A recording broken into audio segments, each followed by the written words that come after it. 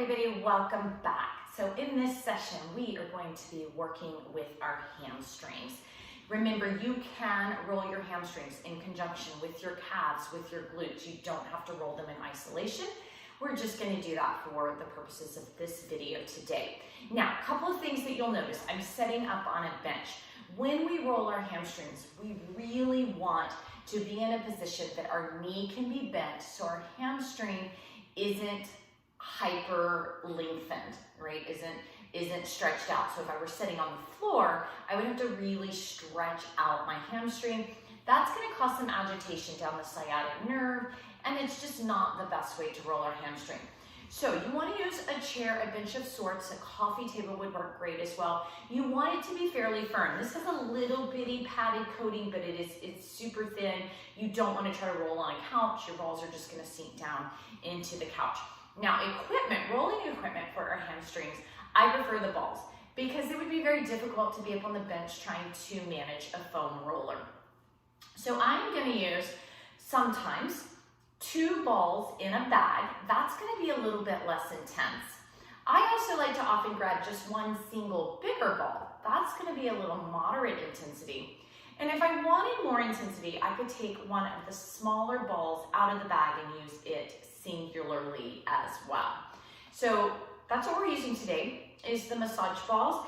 Go ahead, I'm going to set these over to the side for a moment. So if you're holding yours, you can set them down. We're going to do just a little bit of warm up, a little light stretching our hamstrings. Remember, we'll revisit that at the end with some longer stretching.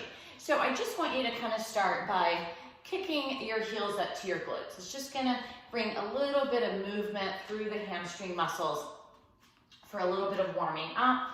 And then we're going to take some very light stretching. Step 1 foot forward, my heel is on the ground, my toes are slightly up. I'm going to lean back, keep the head above the heart. Just for some light stretching, especially if my hamstrings are tight. You're going to feel that down through the glute. Hamstring's very connected to the glute. And I'm just going to hold, 20, 30 seconds for some light stretching. We'll get a little deeper into the stretching at the end.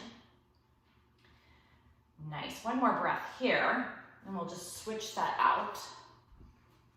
Hinging forward again. I can support myself here on my quads, but I'm not pressing deeply into my quads. I'm just gently supporting myself.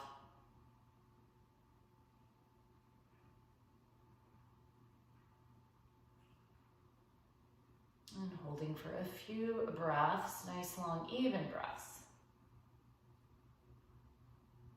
And come on up. And we'll have a seat, and this is where you're going to decide, do you want to use 2 balls, less intense, 1 ball, a little bit bigger, perhaps moderate intensity, or a small ball. I'm going to hold on to kind of both. I'm going to end up mostly using this mid ball because I know that's what works best for me. But I do want to demonstrate bringing the 2 balls. We're just going to bring them down under the hamstring, and I can start to kind of shimmy side to side. I can apply a little smash, a little pressure from the top. I can kind of rock back and forth. I could lift myself up and get a little rolling action. Now that's going to be a little bit less intense. So if your hamstrings are really pretty tight, that's what you're going to do, double balls. I'm going to switch to the single mid ball. You could use a small ball as well. One thing I like about the single ball is I have a lot more ways that I can move. It's a lot easier to move side to side, that cross shear. I can go back and forth. I can go in a circle. And what I tend to personally do most on my hamstrings is find my trigger points, get a little pinning, applying some pressure from the top. And then holding. So I can hold a bit right into that pressure point. I can hold these pressure points 30, 60 seconds. Then I can back off and move a little bit, hold again.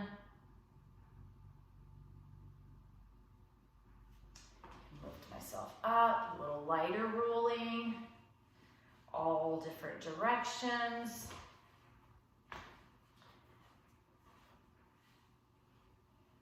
Floss, right? So I'm not hyperextending my knee, but I am bending and straightening slightly.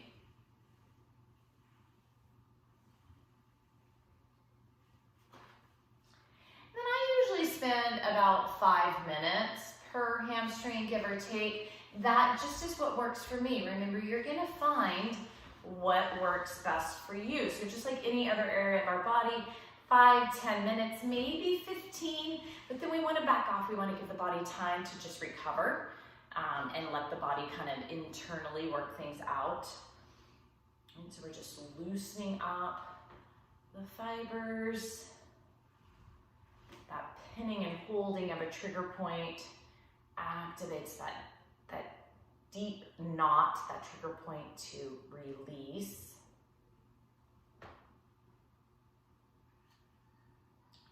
Be a little pin and rock. Back to some shifting cross fibers. That circular motion. So I can roll lightly so that the ball is really rolling under the leg, or I can press in and shift and add the pin.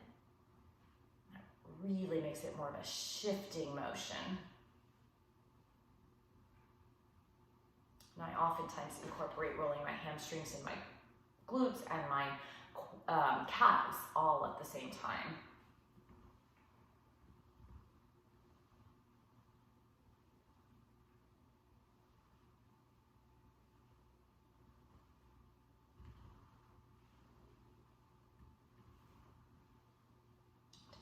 Time.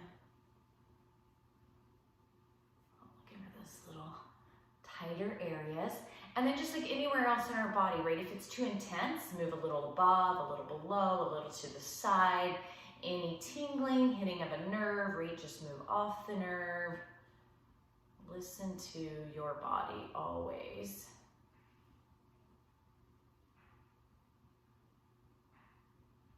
And then we can switch that up to the other leg. So same things going on here. You know, I can start with some light rolling with the muscle, cross the muscle, circular, pinning. And if I notice one leg is tighter than the other, maybe I spend a couple of extra minutes on the tight leg. Doesn't mean I have to do 5 minutes at least on one leg, right? Maybe I only do 2 minutes on one leg. Maybe I do 6 on the other. Find what works for you. This is very individual. And as I've been saying in every video, right, if in doubt, get it checked out. Because you could have some tears or something that you need to get checked out. This is great for just maintenance. It can be wonderful during injury recovery. Just listening to your body, listening to the advice of your doctor. And remembering that there are some, things that would make it where we maybe should not roll. So check out the precaution portion of this course, and then always check with your doctor if in doubt at all. A little pinning and flossing.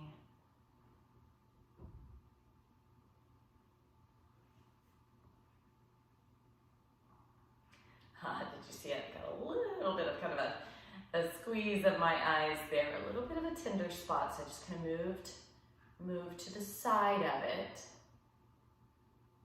And then as it starts to release, I might be able to come a little bit more directly on. And there it is, it's lighter. I can still feel it, but it wasn't as intense. Holding. When you feel that intensity lessen, means that fascia is loosening up, that trigger point is giving in. And then I can do some lighter movements over it. And maybe check out another spot.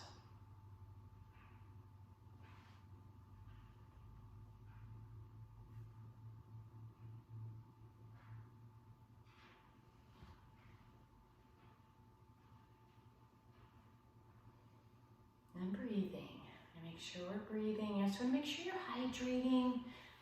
Just always good. But what we're doing is we're breaking up fascia, right? And as we we break up some of that scar tissue, our body needs to clear it. And also anything that has gotten kind of stuck in the tissue because everything got tightened up and our lymphatic system and our blood supply couldn't pull things through because they were kind of getting backlogged and clogged up, right? Our best way to help move all that through our body is to have enough hydration. So I definitely want to make sure that I'm hydrating.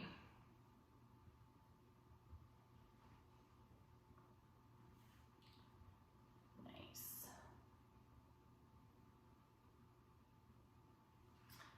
Great.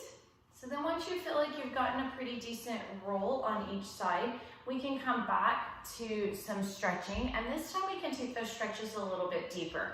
So we could place the foot on the floor as we did, or we might use the actual bench that we were sitting on, place the foot up onto the bench, and start to hinge forward here. Think about flexing your foot back towards you, lengthening long through the spine. I like to think about pulling my chin towards my toes. So I'm not looking back at my belly. I'm keeping my back long, my spine long as I hinge forward. And think about lengthening the back of the leg. And then holding the stretches a bit longer afterwards. So maybe a minute on each side would be fabulous. A little more, nothing wrong with a little bit more. You could repeat the stretch that we did at the beginning with our foot down on the floor. I just like taking it a little bit deeper by lifting my foot up, and I'll switch, come to the other side.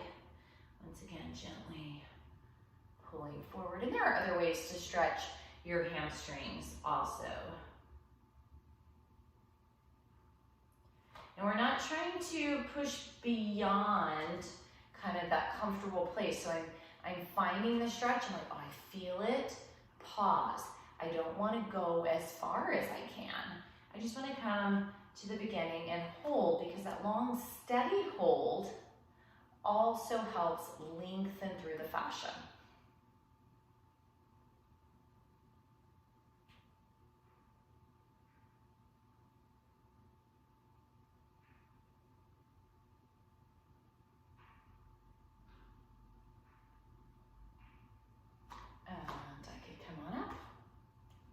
And hope your hamstrings are feeling a lot better. Thank you for joining me for this session, and I will see you back soon.